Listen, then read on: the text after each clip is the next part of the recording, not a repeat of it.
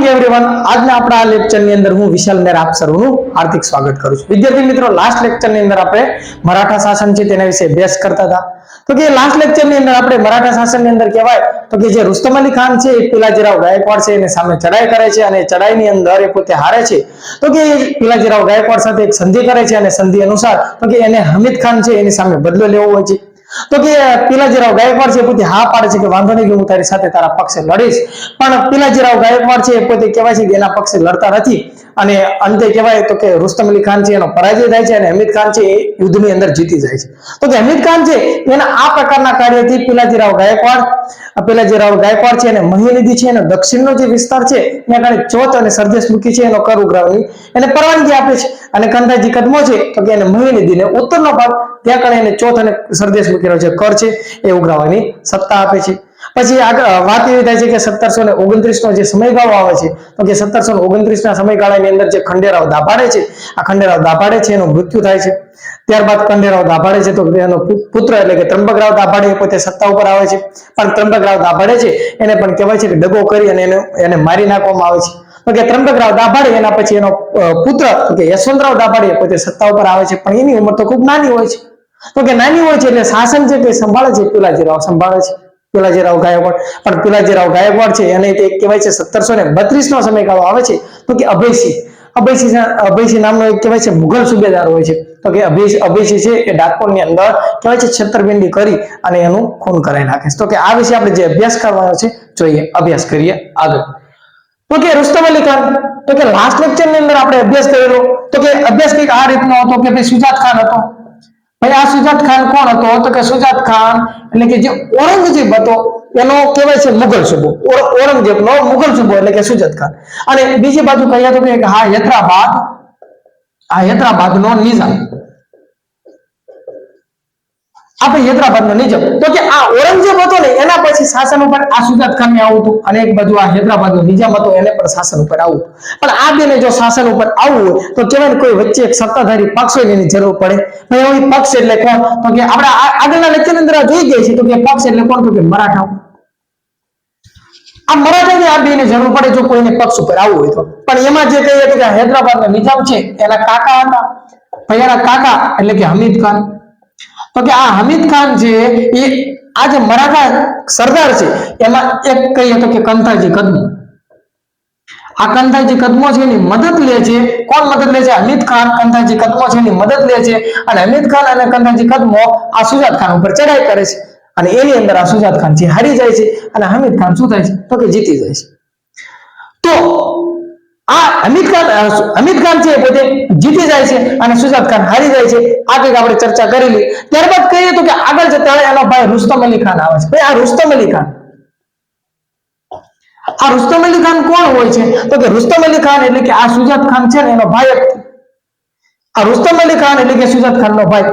ભાઈ આ રુસ્તમ અલી ખાન છે એ કહેવાય છે કે પિલાજીરાવ ગાયકવાડ, આ પિલાજીરાવ ગાયકવાડ છે એની સામે શું કરે છે? તો કે એની સામે ચડાઈ કરે છે। તો આ ચડાઈ કરે છે તો કે એની અંદર આ પિલાજીરાવ છે એ જીતી જાય છે અને આ રુસ્તમ અલી ખાન છે પોતે હારી જાય છે। એટલે આ રુસ્તમ અલી ખાન છે એ પિલાજી સાથે શું કરે છે? તો કે સંધિ કરી લે છે અને એક સંધિ અનુસાર આ રુસ્તમ અલી ખાન છે એ પિલાજીરાવ ગાયકવાડને એવું કહે છે કે ભાઈ મારે આ હમીદ ખાન છે ને એની સાથે ચડાઈ કરવી છે તો તમે મને મદદ કરો। તો કે એની અંદર આ પિલાજીરાવ છે એ પોતે હા પાડે છે કે વાંધો નહીં, હું તને મદદ કરીશ।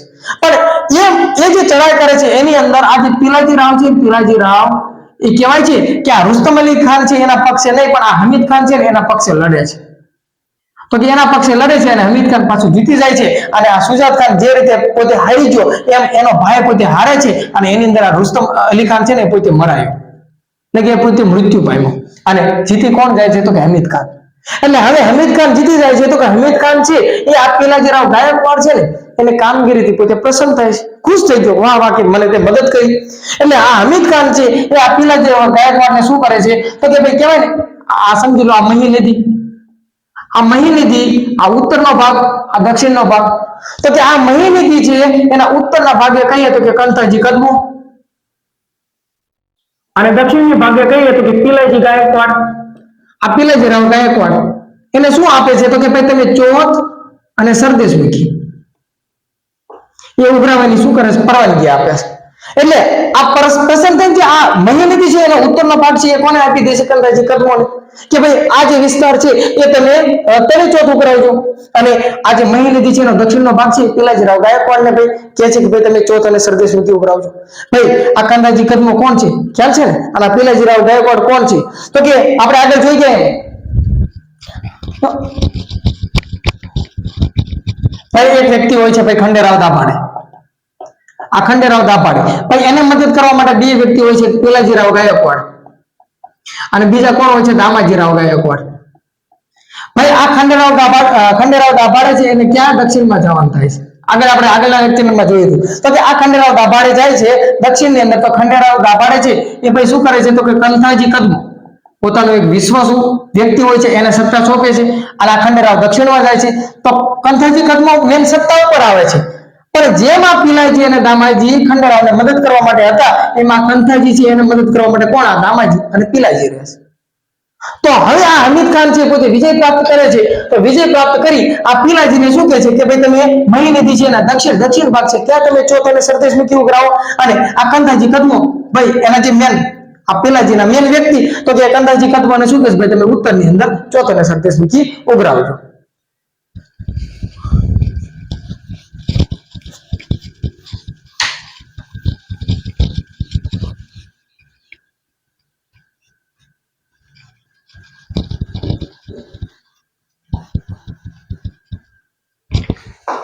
એટલે આ હમીદ ખાન છે એને બદલો આપ્યો કોને બદલો આપ્યો જે આપણે જોઈએ ને આ મહિનીતિ આ ઉત્તરનો ભાગ આ દક્ષિણનો ભાગ ઉત્તરના ભાગમાં કંથાજીને અને આ દક્ષિણના ભાગમાં પિલાજી એને શું આપી પરવાનગી આપી કે ભાઈ તમે ચોથા ને સરદેશ મૂકી ઉઘરાવો તો કે હમીદ ખાન છે એને બદલો આપ્યો કોને બદલો આપ્યો પિલાજીને શા માટે બદલો આપ્યો તો કે યુદ્ધની અંદર મદદ કરી એટલા માટે પછી 1729 નો સમયગાળો આવે છે તો કે 1729 નો સમયગાળો આવે છે એટલે ખંડેરાવ દાભાડે છે એનું મૃત્યુ થાય છે ભાઈ સ્વાભાવિક છે જો આ એક વસ્તુ સમજવી પડશે કે ભાઈ આ ખંડેરાવ દાભાડે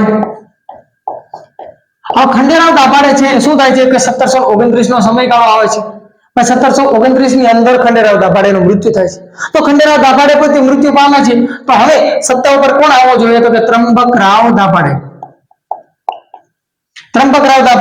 અને જો ત્રંબકરાવ દાભાડે છે એનું મૃત્યુ થાય તો કોણ આવવું પડે તો કે એનો પુત્ર યશવંતરાવ દાભાડે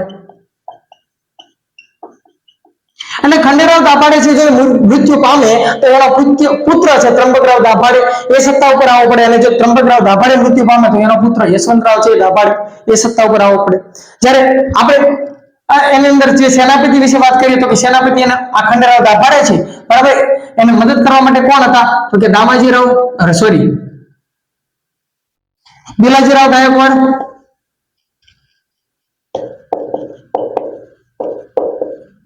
દામાજીરાવ ગાયકવાડ અને બીજા હતા પિલાજીરાવ ગાયકવાડ આ બેને આ ખંડેરાવને મદદ કરવા માટે હતા તો કે જો ખંડેરાવ મૃત્યુ પામે તો ત્રંબકરાવ પોતે એનો પુત્ર સત્તા ઉપર આવવો પડે અને ત્રંબકરાવ મૃત્યુ પામે ત્રંબકરાવ છે એ પોતે મૃત્યુ પામે તો એનો પુત્ર એટલે કે યશવંતરાવ છે એ પોતે સત્તા ઉપર આવવો પડે તો હવે આ ખંડેરાવ દાભાડે છે પોતે 1729 ની અંદર મૃત્યુ પામે છે તો કે આ દામાજીરાવ છે અને પિલાજીરાવ એટલે કે દામાજીરાવ ગાયકવાડ અને પિલાજીરાવ ગાયકવાડ છે આ બંને શું હતા તો કે આ ખંડેરાવને મદદ કરવા માટેના બે વ્યક્તિ હતા તો કે આ દામાજીરાવ એનો કહેવાય છે ને આ દત્તક પુત્ર અથવા તો જો ભત્રીજો તો કે આ પિલાજીરાવ ગાયકવાડ હતા અને જો એ પણ શાસન ઉપર ના રહે એટલે કે દામાજી શાસન ઉપર ન રહે તો પિલાજીરાવ આવવા જોઈએ અને પિલાજી જો શાસન ઉપર ન રહે તો કે કહેવાય ને તો દામાજીરાવ બીજા દામાજીરાવ બીજા કોણ છે તો કે આ દામાજીરાવ બીજા એ પિલાજીરાવ ગાયકવાડ છે એનો પુત્ર આ પુત્ર છે કોનો આના પિતા છે અને આ પિલાજીરાવ આ દામાજીના શું થાય તો કે આ પિલાજીરાવ એ દામાજીરાવ ગાયકવાડ છે એનો દત્તક પુત્ર અથવા તો ભત્રીજો હતો તો કે જો દામાજી શાસન ઉપર ન રહે તો પિલાજી આવવા પડે અને પિલાજી શાસન ઉપર ન રહે તો દામાજીરાવ બીજા આવવા પડે ભાઈ આ પિલાજીરાવ ગાયકવાડ એટલે આપણને ખબર છે સોનગઢ ને રાજધાની બનાવી અને જ્યારે આ દામાજીરાવ ગાયકવાડ તો એને વડોદરાની રાજધાની બનાવી એટલે 1729 ની અંદર ખંડેરાવ દાભાડે છે પોતે શું થાય છે તો કે એ મૃત્યુ પામે છે. એટલે હવે શાસન ઉપર કોણ આવ્યું તો કે ત્રંબકરાવ દાભાડે. એટલે ત્રંબકરાવ દાભાડે ઉપર આવે છે તો એ પોતે શાસન ઉપર આવીને શું કરે છે તો કે ચોથ અને સરદેશમુખી, આ ચોથ અને જે સરદેશમુખીનો જે કર છે એને શું કરાવે છે બંધ કરાવી દે છે. ત્રંબકરાવ જેવા શાસન ઉપર આવે છે એટલે પેશવાઓને સીધા કહી દે છે ભાઈ આ ચોથ અને સરદેશમુખીનો જે કર ઉઘરાવવાનો છે આજથી ભાઈ કાલથી ભાઈ કોઈ ચોથ અને સરદેશમુખીનો જે કર છે ઉઘરાવવાનો નથી. એટલે હવે ત્રંબકરાવ દાભાડે અને જે પેશવાઓ હતા ને પેશવાઓ એની વચ્ચે શું થઈ જાય છે વચ્ચે વિરોધ થઈ જાય. શું થઈ જાય છે વિરોધ થઈ જાય છે. આ વિરોધ થાય છે એના કારણે આ ત્રંબકરાવ દાભાડે છે તો એને શું થાય છે તો કે આપણું વડોદરા તો કે વડોદરાની અંદર ડભોઈ અને ડભોઈની અંદર કહેવાય ને ભીલપુર નામનું ગામ છે. તો કે આ ભીલપુર નામનું ગામ છે ત્યાં કારણે કહેવાય છે કે આ પેશવા અને ત્રંબકરાવ દાભાડે છે એના બંને વચ્ચે શું થઈ જાય છે તો કે ભયંકર યુદ્ધ થાય છે. તો યુદ્ધ શા માટે થાય છે તો કે આ ત્રંબકરાવે કહેવાય ને ચોથ અને સરદેશમુખી કર ઉઘરાવવાની આ પેશવાઓ ના પાડે ને એટલા માટે. તો કે એની અંદર આ યુદ્ધની અંદર ત્રંબકરાવ છે એ પણ પોતે શું થાય છે મૃત્યુ પામે છે. પેલા ખંડેરાવ દાભાડે 1729 ની અંદર મૃત્યુ પામ્યા તો કે હવે એનો પુત્ર છે આ ત્રંબકરાવ એ પણ શું થાય છે મૃત્યુ પામે છે. તો કે હવે ત્રંબકરાવ છે એ મૃત્યુ પામે છે તો સ્વાભાવિક છે એનો પુત્ર આ યશવંતરાવ દાભાડે શાસન ઉપર આવવો જોઈએ, સ્વાભાવિક છે. તો યશવંતરાવ દાભાડે છે પોતે શાસન ઉપર આવે છે પણ આ યશવંતરાવ દાભાડે છે એ બાળ વયે હોય છે. બાળ વય એટલે શું તો કે સગીર અવસ્થામાં, સગીર અવસ્થા એટલે શું તો કે નાની ઉંમરમાં હોય છે. એટલે સ્વાભાવિક છે આ યશવંતરાવ દાભાડે શાસન તો કરી શકે નહીં. તો શાસન કોણ કરશે તો કે શાસન આ ભાઈ કોણ હતા પિલાજીરાવ દામાજીરાવ ગાયકવાડ આ બંને જે મદદ કરવા માટે હતા ને ખંડેરાવ, તો કે ખંડેરાવને મદદ કરવા માટે જે બે વ્યક્તિ હતા એમાંથી આ યશવંતરાવ છે ને યશવંતરાવ એના વતી શાસન કોણ કરશે સંભાળશે તો કે આ પિલાજીરાવ ગાયકવાડ સંભાળે છે. એટલે હવે જે શાસનની ધુરા છે પિલાજીરાવ ગાયકવાડ સંભાળે છે. અને આ ત્રંબકરાવ છે એને એક પત્ની હોય છે ઉમાબાઈ. પત્ની કોણ હોય છે ઉમાબાઈ.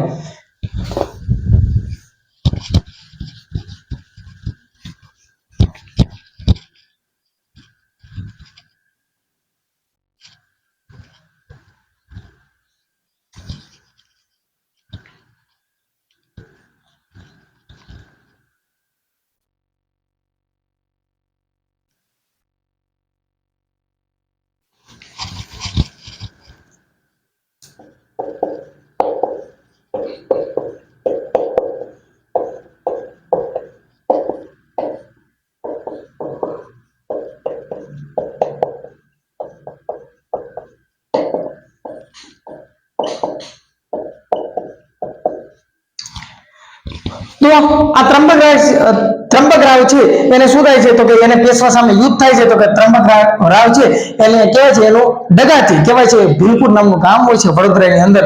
તો કે ત્યાં કારણે એને શું કરે છે તો કે મારી નાખવામાં આવે છે. તો કે ત્રંબકરાવ છે એના પછી આ યશવંતરાવ ગાદી ઉપર આવે છે અને યશવંતરાવ છે એ બાળ અવસ્થાની અંદર હોય છે એટલે કે શાસન છે પિલાજીરાવ સંભાળે છે.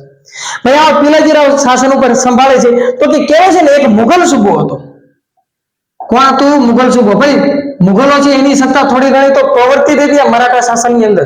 હા મુઘલો તો કઈ અંત નતા થઈ ગયા. ભાઈ મુઘલ રાજાઓ ગયા હતા પણ એના સુબાઓ તો ગુજરાતની અંદર હતા. તો કે મુઘલ સુબો ગુજરાતની અંદર કહેવાય છે મુઘલ સુબો હોય છે એનું નામ હોય છે અભયસિંહ.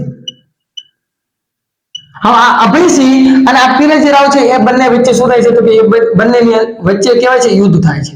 તો કે એ બંનેની અંદર યુદ્ધ થાય છે એની અંદર આ અભયસિંહ છે એ હારી જાય છે અને પિલાજીરાવ છે એ જીતી જાય છે. તો કે પિલાજીરાવ ગાયકવાડ છે જીતી જાય છે તો કે એની અંદર પિલાજીરાવ છે એ કહેવાય છે વડોદરા અને ડભોઈ એ જે કિલ્લાઓ છે એ પોતે પ્રાપ્ત કરે છે. એટલે કે વડોદરા અને ડભોઈની અંદર ઘણા બધા પ્રદેશો એ પોતે પિલાજીરાવને પ્રાપ્ત થાય છે. અને હવે આ અભયજી છે એને કહેવાય છે ને તો કે પિલાજીરાવની સાથે બદલો લેવાનો ખૂબ વેરભાવ જાગે છે. એટલા માટે આ પિલાજીરાવ છે ને એકવાર સમય બને છે એવું કે ડાકોર આ ડાકોર છે ને ત્યાં કારણે શું લેવા જાય છે પિલાજીરાવ તો કે ખંડણી ઉઘરાવવા માટે જાય છે. ખંડણી તો કે ખંડણી ઉઘરાવવા માટે જાય છે ત્યારે આ પિલાજીરાવ ગાયકવાડ છે ને એની સાથે શું કરવામાં આવે છે કે ષડયંત્ર કરવામાં આવે છે અને ષડયંત્ર કરી અને પિલાજીરાવ છે એને મારી નાખવામાં આવે છે. પિલાજીરાવને મારી નાખવામાં આવ્યા. ભાઈ પિલાજીરાવને મારી નાખવામાં આવ્યા સમયગાળો તો કયો હતો કે 1732 નો સમયગાળો હોય છે. તો કે પિલાજીરાવ છે એ મૃત્યુ પામે છે. તો સ્વાભાવિક રીતે જોયું કે ભાઈ પિલાજીરાવ છે એ મૃત્યુ પામે છે તો શાસન ઉપર કોણ આવશે તો કે એનો પુત્ર એટલે કે દામાજીરાવ બીજા. ભાઈ આ દામાજી રાવ બીજા, જે વડોદરાને પોતાને રાજધાની બનાવે છે, વડોદરાને રાજધાની બનાવે છે. જ્યારે પેલા રાવ છે એ કોને રાજધાની બનાવે છે? તો કે સોનગઢને રાજધાની બનાવે છે.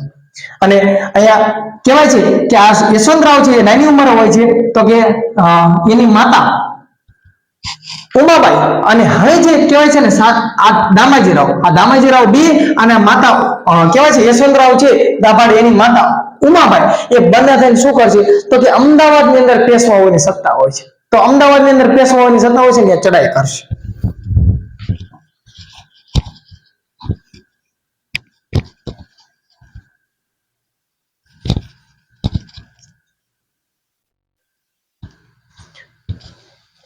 તો હવે આ ઉમાબાઈ અને દામાજી રાવ બીજા એ બંને થઈને કહેવાય છે ને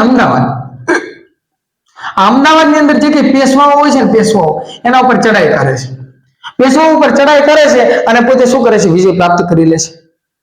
પોતે વિજય પ્રાપ્ત કરી લે છે એટલે હવે સત્તા ઉપર જે કહીએ ને તો કે એક બાજુ ઉમાબાઈ અને બીજી બાજુ કહેવાય તો કે દામાજી રાવ બીજા હોય છે. દામાજી રાવ બીજા હોય છે. તો બને છે એવું કે આ ઉમાબાઈ રહ્યા એ પોતે આ દામાજીરાવ બીજા છે એને લશ્કરી કવાયત માટે કહેવાય છે ને કે દક્ષિણની અંદર મોકલે છે. અને ગુજરાતની અંદર એક વ્યક્તિને નિમે છે, એનું નામ હોય છે રંગોજી. બને છે એવું કે આ ઉમાબાઈ અને આ દામાજી બીજા, આ દામાજીરાવ બીજા છે એને આ ઉમાબાઈ શું કહે છે કે ભાઈ દક્ષિણની અંદર લશ્કરી કવાયત માટે, લશ્કરી કઈ કામ હોય છે એના માટે જાય છે. તો કે આ દામાજીરાવ બીજા ક્યાં જાય છે? દક્ષિણમાં જાય છે. શા માટે? તો કે લશ્કરી કવાયત કઈક હોય છે એમને કામ, લશ્કરી કવાયત માટે કઈક લશ્કરીનું કઈક કામ હોય છે એટલા માટે મોકલે છે. તો કે આ ઉમાબાઈ છે એ દામાજીરાવ બીજાને દક્ષિણની અંદર મોકલે છે. પણ કહેવાય છે ને આ અમદાવાદની અંદર, અમદાવાદ બંને જીતી લીધું હતું, તો કે અમદાવાદની અંદર એક વ્યક્તિ છે એની નિમણૂક કરે છે, એનું નામ હોય છે રંગોજી. એટલે આ વ્યક્તિ રંગોજી છે એ પોતે શાસનની ધુરા સંભાળે છે અને દામાજીરાવ બીજા છે તો દક્ષિણની અંદર જતા રહ્યા હોય છે. તો આ રંગોજી છે એ હવે કહેવાય છે ગુજરાતની અંદર એની નિમણૂક થાય છે, તો ગુજરાતની અંદર કોણ થાય છે? તો કે ઉમાબાઈ અને રંગોજી બંને રહેશે. જ્યારે દામાજી રાવ બીજા તો ઓલરેડી દક્ષિણની અંદર જાય છે. તો આ રંગોજી જયારે શાસન ઉપર હોય છે તો કે બને છે એવું ખંભાતનો સૂબો હોય છે એક, એનું નામ હોય છે મોમીન ખાન. ભાઈ આ મોમીન ખાન છે એને એવું થાય છે કે ભાઈ મારે ગુજરાતની અંદર શાસન કરવું છે, મારે કઈ ગુજરાતની અંદર કઈક સત્તા પ્રાપ્ત કરવી છે. તો આ મોમીન ખાન છે ને એ સીધો આ રંગોજી છે ને પાસે આવે છે, રંગોજી સાથે કઈક સંધિ કરે છે અને સંધિ અનુસાર જે અમદાવાદ છે ને તો કે બંનેને અડધું અડધું અમદાવાદ વહેંચવાની એક સંધિ થાય છે. હવે દામાજીરાવ બીજા તો પોતે દક્ષિણની અંદર ગયા હોય છે, દામાજીરાવ બીજા પોતે દક્ષિણની અંદર ગયા હોય છે અને ત્યારે બને છે એવું કે આ મોમીન ખાન છે અને આ રંગોજી બંને થઈને શું કરે છે? તો કે અમદાવાદ ઉપર શું કરે છે? બંને અડધું અડધું અમદાવાદની વહેંચી લેશે. ભાઈ અમદાવાદની અંદર પેશવાઓ હતા તો કે પેશવાઓ ઉપર કેવાય ચડાઈ કોને કરી હતી? તો કે આ દામાજીરાવ બીજા અને માતા ઉમાબાઈએ ચડાઈ કરી અમદાવાદને પ્રાપ્ત કર્યું હતું અને પ્રાપ્ત કર્યું અને દામાજીરાવ દક્ષિણની અંદર ગયા અને આ રંગોજીની સત્તા સોંપી હતી. તો ભાઈ રંગોજીએ છેતરપિંડી કરી. કેમ? કે આ મોમીન ખાન સાથે મળી અને બંને અમદાવાદને અડધું અડધું વેચી લીધું. તો ભાઈ દામાજીરાવ બીજા છે એ જે દક્ષિણની અંદર ગયા હોય છે તો કે દક્ષિણ કહેવાય છે દક્ષિણના એક સેનાપતિ હોય છે.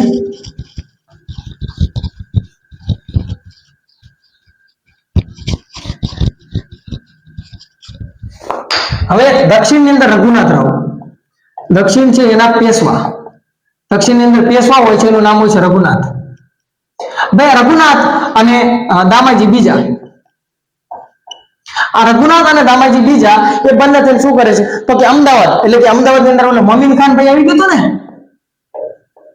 મોમીન ખાન અને રંગોજી બંને હતા. તો કે આ રઘુનાથ અને દામાજીરાવ બીજા છે એ બંને મોમીન ખાન ઉપર ચડાઈ કરે છે અને પાછું શું કરે છે? તો કે અમદાવાદ વિજય મેળવી લે છે, અમદાવાદ ઉપર અમદાવાદ પાછા પ્રાપ્ત કરી લે છે. અને હવે પાછા આ જે રઘુનાથ છે એ કહેવાય છે તો કે રઘુનાથ છે એક પોતાના વિશ્વાસુ વહીવટી અમદાવાદ ઉપર આક્રમણ કર્યું રઘુનાથે અને દામાજીરાવ બીજાએ. તો કે હવે આ રઘુનાથ શું કરે છે? તો કે અમદાવાદ કબજે કરી વહીવટ છે એ શિવદેવ નામના વ્યક્તિ છે એને સોંપે છે. એટલે આ રઘુનાથ છે ભાઈ એ તો કહેવાય છે શિવદેવ નામના વ્યક્તિ શિવદેવને વહીવટ સોંપી દે છે. વહીવટ સોંપી પોતે જતા રહે છે. હવે આગળ એક વસ્તુ જોયું હતું, અભયસિંહ. ભાઈ અભયસિંહ કોણ હતો? મુઘલ સુબેદાર. ભાઈ મુઘલ સુબેદાર એવું બને છે આપણે અભયસિંહ પિલાજી રાવની હત્યા કરાવી. તો આ અભયસિંહ છે એ કહેવાય છે ને કે હવે પોતાનો વિસ્તાર કહેવાય છે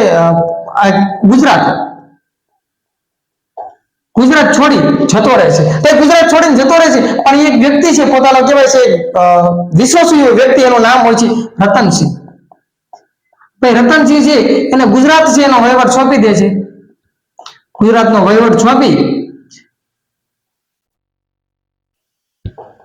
પોતે જતો રહે છે, ગુજરાત છોડીને જતો રહે છે. અને અહીંયા આપણે જોયું તો કે રઘુનાથ રાવ છે એ શું કરે છે તો કે સિંહદેવ છે એને વહીવટ સોંપી અને પોતે જતા રહે છે.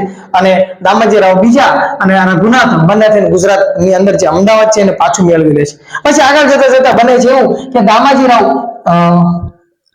રાવ બીજા અને એક પેશવાના સેનાપતિ હોય છે, એનું નામ હોય છે રામચંદ્ર અને દામાજી બીજા. આ દામાજી બીજા અને આ રામચંદ્ર બંને વચ્ચે શું થાય છે તો કે શાંતિ સ્થપાય છે. શું થાય છે? શાંતિ સ્થપાય છે. નહીતર અત્યાર સુધી જે કઈ શાસકો છત્રપતિ અને પેશવાઓ હતા એની અંદર ઝઘડા ચાલતા હતા, પણ આગળ જતા બને છે એવું કે દામાજી રાવ બીજા છે અને એક આ રામચંદ્ર છે એ બંનેની વચ્ચે શું થાય છે? ભાઈ રામચંદ્ર પેશવાના વ્યક્તિ હોય છે, દામાજી રાવ બીજા, તો એ બંને વચ્ચે શું થાય છે? શાંતિ સ્થપાય છે. બંનેની વચ્ચે શાંતિ સ્થપાય છે અને દામાજી રાવ બીજા છે એ 1734 ના સમયગાળાની અંદર આ વડોદરા એને રાજધાની બનાવે છે. વડોદરાને રાજધાની બનાવે છે. તો કે હવે જે કંઈ આપણે આગળનો અભ્યાસ કરવાનો છે તો કે ગાયકવાડ છે એના વિશે આપણે અભ્યાસ કરીશું. તો કે અહીંયા આપણે જે મરાઠાઓની જે સત્તા હતી એના વિશે જે કંઈ વાત કરવાની હતી એ વાતને આપણે અહીંયા પૂર્ણ વિરામ આપીએ છીએ. અને હવે જે કંઈ વાત કરીશું તો કે આપણે ગાયકવાડ સત્તા છે અને આગળ જે કંઈ મુઘલો તો ક્યાં અંગ્રેજો છે, અંગ્રેજોનું જે શાસન થયું આધુનિક યુગની અંદર, એ બધી બાબત વિશે આપણે ચર્ચા કરીશું. આભાર.